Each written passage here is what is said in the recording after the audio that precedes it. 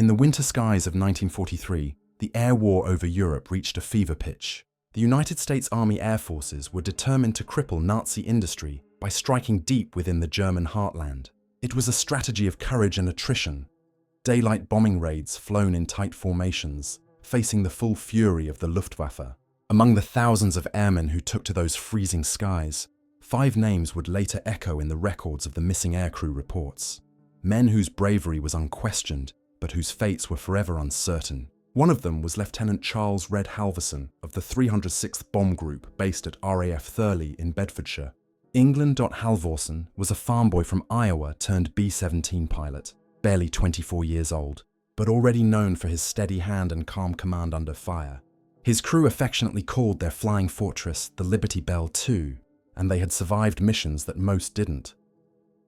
But on October 14, 1943, the day history would call Black Thursday, Halverson and his crew were assigned to one of the most dangerous raids of the war, Schweinfurt. The target was the city's ball-bearing factories, the backbone of Germany's war machine. Every tank tread, aircraft propeller, and ship turbine depended on those small, precise components. Destroying them could paralyze Nazi production. Yet, the price would be steep. Over 2 90 B-17s took off that morning from airfields across England. They would fly more than 1,500 miles round-trip, with no long-range fighter escort beyond the coast of the Netherlands. Every man aboard knew the odds. As the fortresses crossed into Germany, the formation came under relentless attack. Focke-Wulfs and Messerschmitts tore through the bomber stream, their cannons blazing. It looked like the end of the world, recalled one surviving crewman from another group. You could see the sky just filled with smoke trails and exploding planes. For hours, Halvorsen's voice crackled over the intercom, issuing calm instructions, banking left, right, adjusting altitude to stay in formation. When his bombardier called bombs away, they were directly over Schweinfurt's inferno. Moments later, flak ripped through the Liberty Bell II. Witnesses in nearby aircraft saw her right wing engulfed in fire. Halvorsen was last heard saying, "We'll try to hold it steady. Get ready to bail." Then silence. The burning B-17 rolled slowly, broke formation, and plunged into a bank of cloud. No parachutes were reported. No wreckage was ever found. In the days that followed, the 306th Bomb Group listed the Liberty Bell II and its crew as missing in action. Families back home received the dreaded telegrams, short, official, and painfully final. Yet, for Halversen's parents, the absence of wreckage or confirmation meant hope lingered. Letters poured into the War Department asking for updates. For any word of captured airmen, none came. After the war, Allied investigators scoured Bavaria and Franconia for downed bombers. They located dozens of crash sites, but none matched Halversen's aircraft number. German records from Schweinfurt listed multiple shootdowns that day, yet no corresponding bodies were identified as his crew. In 1946, a farmer near Würzburg reported finding fragments of aluminum and a faded patch of olive drab paint in his field. American officers inspected the site but could not confirm its origin. The coordinates were entered into the archives, another note in the thick file of the missing. Today, historians regard the Schweinfurt raid as one of the most disastrous missions of the air war. 60 B-17s were lost, and nearly 600 airmen failed to return. But for families like the Halversens, the mission's strategic value was overshadowed by personal loss. His mother years later wrote to a local paper, "They told us he was gone, but I still see his plane flying back over the fields when I close my eyes." Modern researchers continue to study aerial photographs and Luftwaffe combat logs from that day, hoping to pinpoint the final descent of the Liberty Bell II.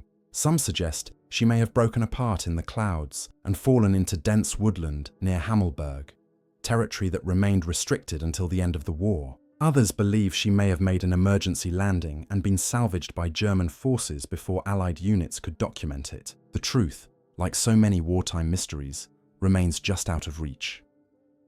Lieutenant Charles Red Halversen's name is engraved on the tablets of the missing at the Cambridge American Cemetery. A photograph of his smiling face, flight cap tilted, goggles resting on his forehead, still hangs in the small museum at Thurley. It serves as a quiet reminder of the hundreds of airmen who took to the skies, knowing they might never return, their courage written in smoke trails across the cold German air.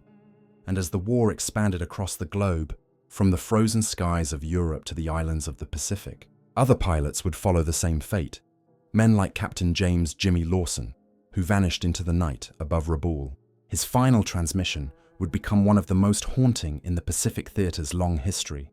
In the black skies over the South Pacific, night operations were perilous even for the most seasoned pilots. It was March 22, 1944, when Captain James "Jimmy" Lawson, a bomber pilot with the 13th Air Force, climbed into the cockpit of his B-25 Mitchell for what would be his final mission. Stationed at Kearney Field on Guadalcanal, Lawson and his 5-man crew had become veterans of low-level bombing raids against Japanese strongholds scattered across the Solomon Islands. But this time, their orders were different.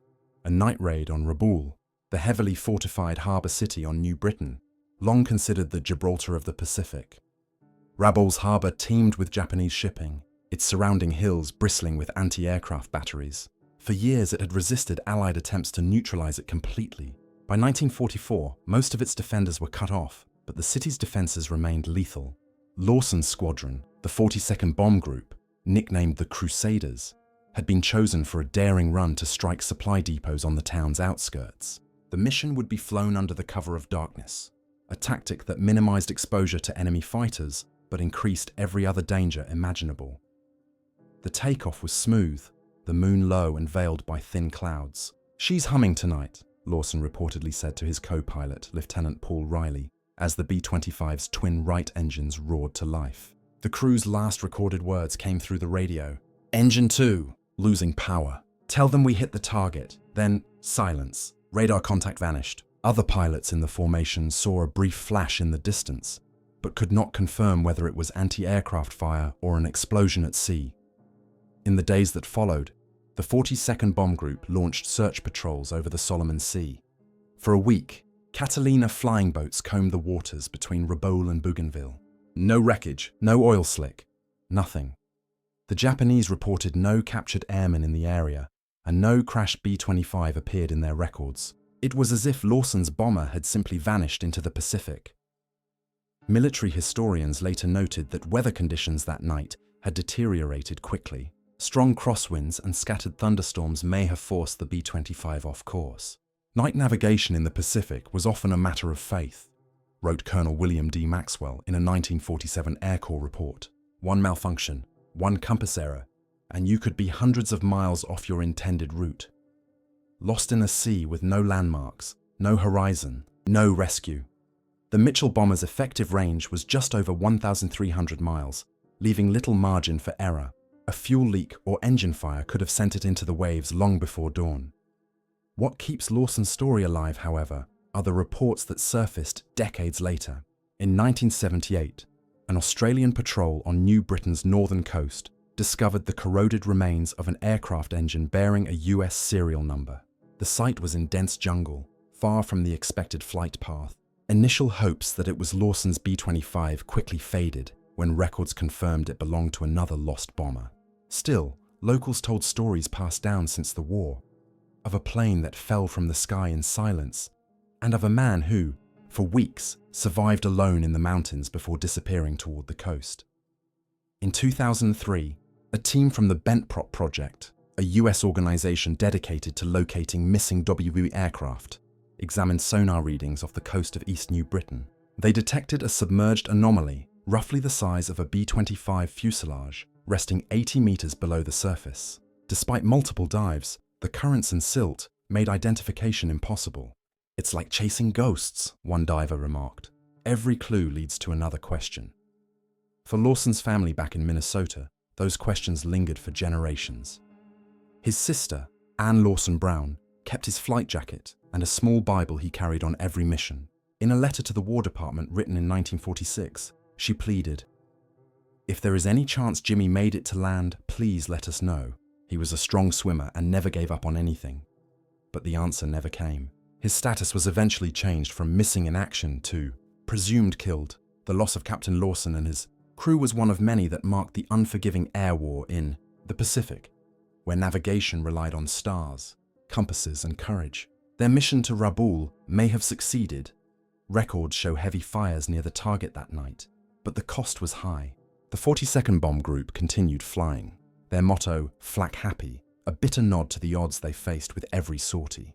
Today, when researchers retrace Lawson's final flight, they see not just a disappearance, but a reflection of the thousands of airmen who vanished in the Pacific's vast expanse. Of the 78,000 Americans still missing from World War II, more than half were lost over ocean waters, their final resting places unknown. At Kearney Field, where tropical grass now covers the old runways, a small plaque bears Lawson's name alongside others who never came back. The inscription reads simply, "They flew into history and did not return." It's a quiet memorial, but one that carries the weight of an unanswered question.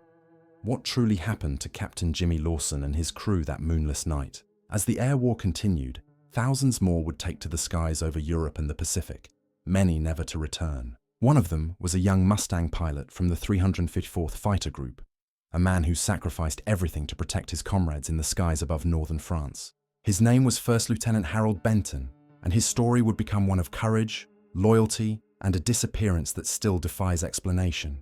It was June 6, 1944, D-Day, and the skies above northern France trembled with the thunder of Allied aircraft. Amid that chaos flew First Lieutenant Harold Benton, a 23-year-old P-51 Mustang pilot of the 354th Fighter Group, known as the Pioneer Mustang Group. Stationed at RAF Lashenden in Kent, England, Benton and his squadron had trained relentlessly for this moment to provide top cover for the invasion forces landing at Normandy. Their mission that day: protect the bomber streams and suppress the Luftwaffe fighters threatening the beaches below. Benton's P-51 Mustang, Sweet Lorraine, was one of the newest in the squadron, fast, sleek, and deadly. Its Merlin engine could outclimb nearly any German fighter, giving Benton a sense of invincibility tempered by experience. He was known for his precision flying and quiet demeanor, the kind of man who led by example rather than rank. His letters home to his wife spoke little of fear, but much of duty. "If we do our job right," he wrote in May 1944, "it will save lives on the ground. That's worth every risk." On the morning of June 7th, the 354th was tasked with escorting a formation of B-17s targeting rail lines near Rouen, critical arteries for German reinforcements moving toward the beaches. The weather was clear at takeoff but deteriorated quickly inland, with low clouds hugging the rolling French countryside. By 1100 hours, the bomber formation encountered heavy flak over the Seine Valley. Benton's squadron dove to intercept a swarm of Focke-Wulf 190s attacking the bombers from above. Eyewitnesses reported Benton breaking formation to protect a crippled B-17 that had lost 2 engines. "He went straight into the fight," one pilot recalled. "No hesitation. He cut across the 190s like he was carving the sky." Radio logs captured Benton's last transmission. "Bandits on the tail. I've got him. Stay with the bombers!" Seconds later, another pilot shouted that Benton's Mustang had taken a direct hit. The aircraft was seen trailing smoke, descending rapidly toward a patchwork of hedgerows and villages south of Dieppe. And then, nothing. When the squadron regrouped back in England, Benton was missing. Search and rescue missions combed the area for days, but with the front lines still chaotic and German forces entrenched, recovery was impossible. The Army Air Forces listed him as missing in action on June 8, 1944. His wife received the telegram 2 weeks later. After France's liberation, Allied investigators interviewed villagers from the region where Benton's plane was last seen. Several remembered hearing an aircraft engine sputtering before a loud crash near a wooded area outside the village of Incheville. Yet no wreckage was ever located. The dense bocage terrain made search operations difficult, and in the confusion of war, many crash sites went unrecorded or were scavenged for materials by locals. One elderly resident later told researchers that German troops quickly cordoned off the area after the crash, perhaps to recover the wreckage or a captured pilot, but no further evidence surfaced. In 1951, a French farmer ploughing his field unearthed small fragments of aluminum and a .50 caliber shell casing. American officials investigated, but determined the debris likely came from another aircraft lost during the same period. Benton's P-51 remained unaccounted for. Some records suggest his plane may have gone down in the Forêt d'Eu, a dense woodland that concealed dozens of wartime wrecks. Modern searches using ground-penetrating radar have detected anomalies there, but none conclusively linked to Sweet Lorraine. Benton's squadron commander, Colonel Glenn Eagleston, later described him as one of the bravest men I ever flew with. In an after-action report, Eagleston noted, Lieutenant Benton's aggressive maneuvering drew enemy fire away from the bombers, allowing them to reach their targets. His loss was deeply felt by every man in the unit. Posthumously, Benton was awarded the Distinguished Flying Cross for his actions that day. To this day, his disappearance remains one of the unresolved cases among the 354th Fighter Group's losses. The group historians maintain that Benton's sacrifice exemplified the fighter escort's creed: to protect at all costs, even when outnumbered or alone. His name appears on the walls of the missing at the Normandy American Cemetery, overlooking the beaches he helped defend from the sky. Modern aviation archaeologists still search the forests of Normandy, guided by wartime maps and witness accounts. In 2017, a research team from France's group Aéroarchéologie found what appeared to be a partial Merlin engine buried beneath decades of soil near Dieppe. Serial numbers were unreadable, but the find reignited speculation that Benton's Mustang might finally be located. The team continues to investigate the site, awaiting authorization for a full excavation. Yet even without physical proof, Benton's story stands as a symbol of courage. A pilot who dove into danger to protect others, embodying the spirit of selflessness that defined the airmen of the 8th and 9th Air Forces. His final flight reminds us that some heroes vanish not in defeat, but in the very act of saving others. As the Allied advance pushed deeper into Europe, the air war shifted south to the Adriatic coast, where American pilots flew dangerous supply missions to resistance fighters in the Balkans. One of those men was Lieutenant William "Billy" Carter, whose final mission would lead to one of the war's most enduring mysteries. By late 1944, the war in Europe was reaching its most complex phase. The Allies had landed in southern France, liberated Rome, and were tightening their grip on the Balkans. Yet, behind enemy lines, an entirely different war was being fought. A secret war of resistance, sabotage, and clandestine supply missions. It was into this shadow conflict that Lieutenant William "Billy" Carter stepped, piloting a C-47 Skytrain over the cold, unpredictable waters of the Adriatic Sea. Carter, just 25 years old, was part of the 60th Troop Carrier Group stationed at Brindisi, Italy.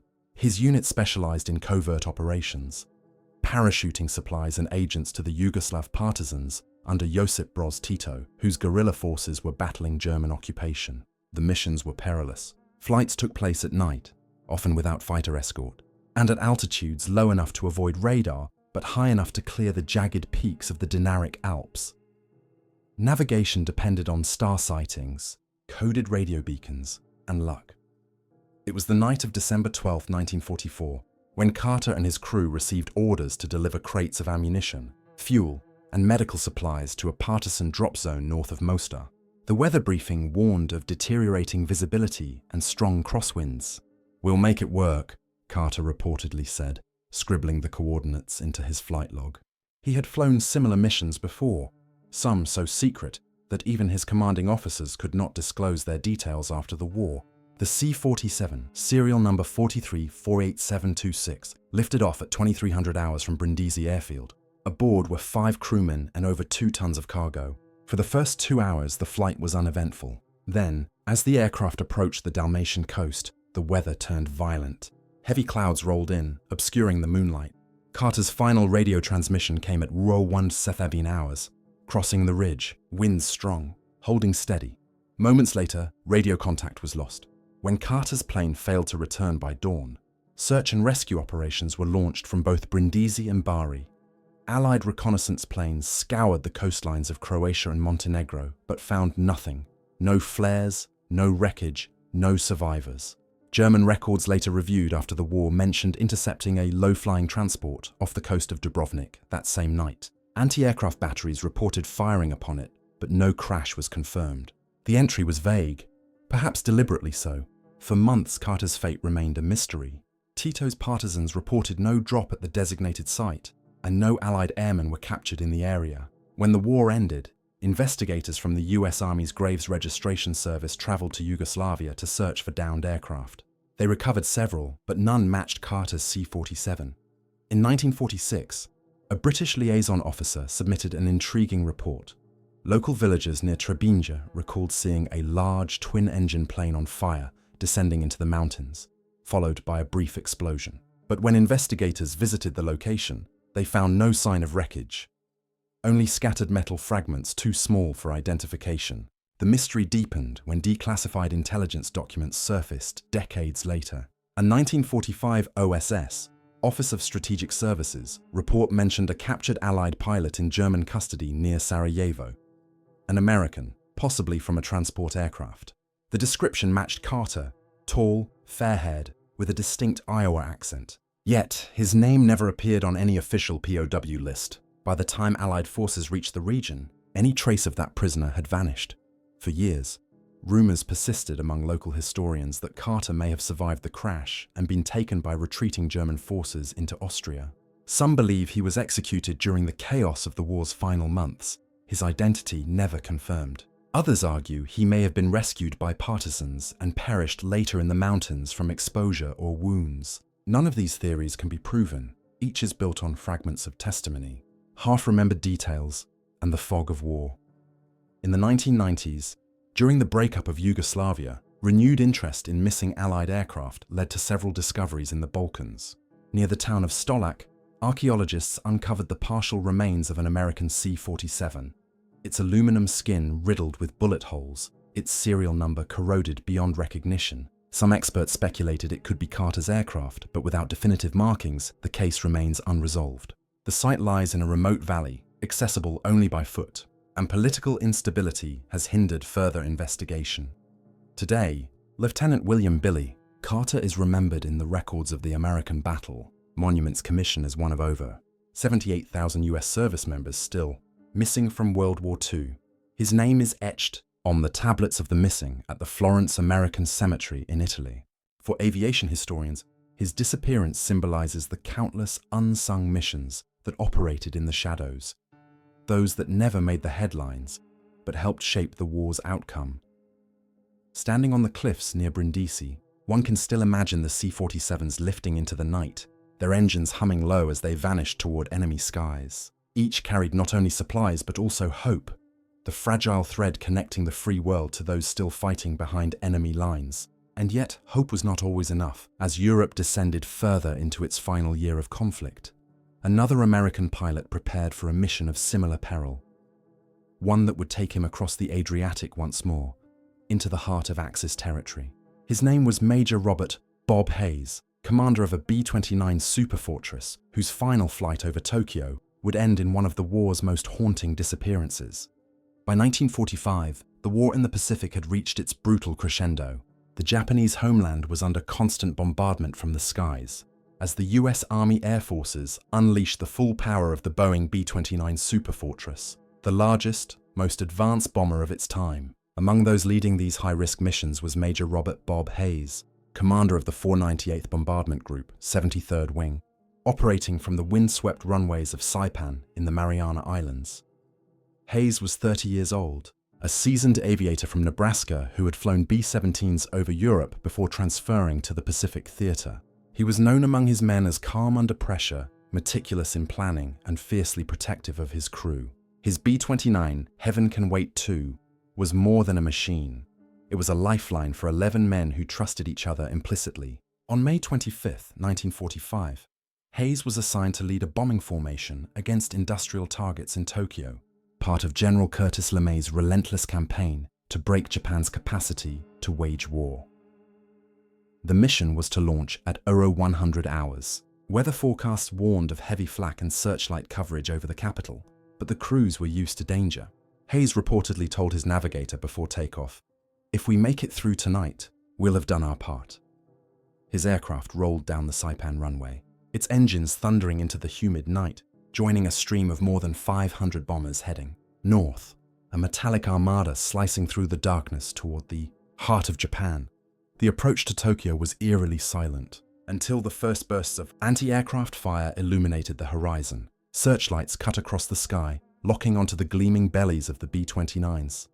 "They painted us with light like ghosts," recalled one surviving pilot from another crew. Hayes' formation held steady as the city below erupted in flames, the firestorm visible even from 20,000 feet. His bombardier confirmed a successful drop at 0317 hours. Moments later, the calm voice of Hayes came over the radio. "Bombs away," turning east to regroup. It would be the last transmission ever received from Heaven Can Wait. 2. Radar operators tracking the formation noted a sudden blip vanishing near Chiba Prefecture, east of Tokyo Bay. Another crew reported seeing a B-29 engulfed in flames after a flak burst, spiraling downward into the clouds. No parachutes were spotted. In the chaos of the mission, no one could confirm if it was Hayes's aircraft. The bomber simply disappeared from all records. No wreckage, no radio calls, no survivors. For weeks, the Air Sea Rescue Service scoured the waters off Japan, but the area was still heavily patrolled by enemy vessels, making recovery operations nearly impossible. When Japan surrendered in August 1945, investigators hoped captured Allied airmen might include Hayes or his crew.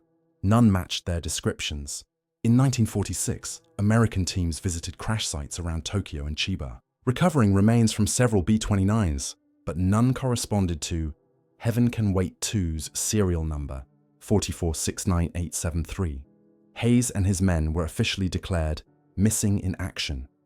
Years later, declassified Japanese military documents provided a tantalizing clue. One report, dated May 26, 1945, mentioned an unidentified four-engine bomber that crashed into the sea east of Kisarazu after being hit by coastal flak. Local fishermen reportedly saw burning debris fall into the waves. However, post-war surveys of the area revealed nothing. No fuselage. No bodies, only speculation. In 1984, nearly 40 years after the disappearance, a Japanese diver exploring wrecks off the Boso Peninsula found twisted metal fragments and a bent propeller buried in silt at a depth of 90 feet. Partial serial numbers hinted at a B-29, possibly one lost during the May raids. American investigators examined the find but stopped short of confirmation, citing incomplete markings. The ocean had hidden its secret well. Major Hayes's disappearance remains one of the many haunting mysteries of the Pacific Air War, where distance, weather, and the sea itself erased so many stories. For the families, closure never came. His wife, Margaret Hayes, spent decades writing to veterans groups, hoping someone might recall what happened that night. One letter from a fellow pilot offered bittersweet comfort. He was in the lead, and we followed his light until it vanished. He kept us alive longer than he knew. Today, Hayes's name is engraved on the tablets of the missing at the Manila American Cemetery in the Philippines. Veterans who served with him still remember his calm leadership, his humor, and his sense of duty. He had that quiet courage, said one surviving crewman decades later. He didn't talk about fear, he just flew. In 2017, oceanographic researchers revisiting the waters near Chiba detected a sonar anomaly, roughly matching the size and shape of a B-29 fuselage. Though investigations continue, the currents and corrosion make recovery difficult. The site remains unconfirmed, another ghost in the deep Pacific. Silent testimony to a crew that never came home. For historians, Major Hayes's story represents the closing chapter of the airmen who vanished in the final push toward victory. Men who gave everything in the belief that their sacrifice would bring peace. Their courage shaped history, but their resting places remain scattered across the world's skies and oceans. And yet, Hayes was not alone. Across 2 oceans and 2 continents, thousands of pilots, from the frigid skies over Germany to the burning Pacific seas, shared his fate. Together, they form a roll call of valor, courage, and loss. As the war ended, families waited, telegrams were delivered, and silence filled the void left by those who never returned. Their stories, intertwined and unfinished, remind us that every mission carried not just bombs or orders, but human hearts, beating in the shadow of history's greatest storm. The guns fell silent in August 1945, but for many families, the war never truly ended. Across America, thousands of homes waited for the knock that never came. For sons, husbands, and brothers whose planes had vanished beyond radar, beyond rescue, beyond history's easy explanations. Among them were the 5 airmen whose stories we followed. Lieutenant Charles Red Halverson, Captain James Jimmy Lawson, First Lieutenant Harold Benton, Lieutenant William Billy Carter, and Major Robert Bob Hayes. Their courage spanned continents, from the frozen skies over Germany to the endless Pacific, yet their fates remain unknown, sealed in silence by the chaos of war. In the years following World War II, the United States launched one of the largest recovery efforts in military history. The Graves Registration Service, and later the Defense POW MIA Accounting Agency, scoured the globe, Combing through archives, crash sites, and testimonies, they recovered thousands of remains, but many were never identified. For each confirmed name, dozens more remained inscribed as MIA, missing in action. The war's vast scale and brutality had erased the traces of countless heroes, including the 5 pilots who had fought on its front. Lieutenant Halverson's loss over Schweinfurt became a case study in aerial attrition, a symbol of the 8th Air Force's devastating early missions, where courage was the only certainty. His B-17, the Liberty Bell II, never found, represented not just a single crew, but an entire generation of airmen who defied overwhelming odds. Today, aerial historians still pore over Luftwaffe combat reports and satellite imagery, hoping to pinpoint the exact field or forest where his aircraft came to rest. The mystery endures, like the contrails he once left over Europe. In the Pacific, Captain Lawson's disappearance above Rabaul is still whispered about by locals on New Britain. Fishermen claim that pieces of American aircraft occasionally wash up after storms, corroded relics of a vanished era. Whether they belong to Lawson's B-25 or another crew may never be known. But for those who remember him, it hardly matters. His story has become part of the island's living memory, a reminder that valor can vanish, yet never truly fade. First Lieutenant Benton's name lives on among the rolling fields of Normandy. His selfless dive to protect a crippled bomber is retold in squadron briefings, where new pilots learn that courage often means sacrifice. Each year, French aviation archaeologists search the Forêt d'Eau, believing that one day the Earth may yield an answer. Until then, Benton's story remains a powerful symbol of the bond between the airmen of the 8th Air Force and the soldiers they shielded from above. Lieutenant Carter's final mission over the Adriatic represents another kind of heroism, the silent, unheralded operations that sustained resistance movements across occupied Europe. His C-47 carried not just supplies, but hope, a fragile connection between those who fought openly and those who resisted in the shadows. The mystery of his disappearance reminds us that history's secret wars often leave their heroes unnamed, their deeds unrecorded except in the memories of those they aided. And Major Hayes, his B-29, Heaven Can Wait the Sao, last seen blazing above Tokyo's inferno, embodies the final push of a global conflict that consumed millions. His loss came in the closing months of victory, when peace was finally within reach, yet danger still claimed lives nightly. His story, like those of his comrades, asks the haunting question: what happens to courage when it vanishes from the pages of history?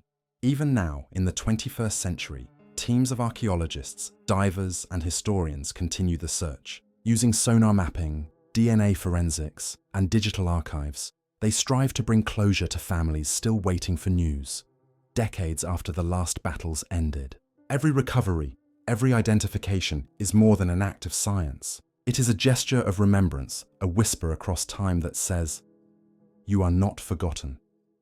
In museums and memorials across the world, from Cambridge to Manila, from Florence to Arlington, the names of the missing are etched in stone. Visitors trace the engraved letters with their fingers, feeling the cool permanence of the marble, perhaps imagining the warmth of the hands that once held flight controls, turned wrenches, wrote letters home. Each name is a story unfinished, a life interrupted mid-flight.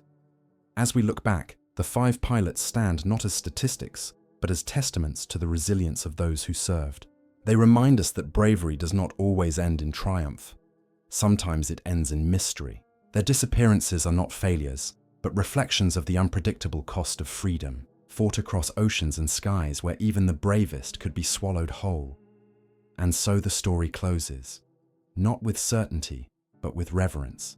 The courage of Halverson, Lawson, Benton, Carter, and Hayes endures beyond the wreckage and the years. They remain, in the truest sense, among the most courageous, men who took off into danger, never to return home, yet whose legacy continues to fly unseen in every contrail above a free sky.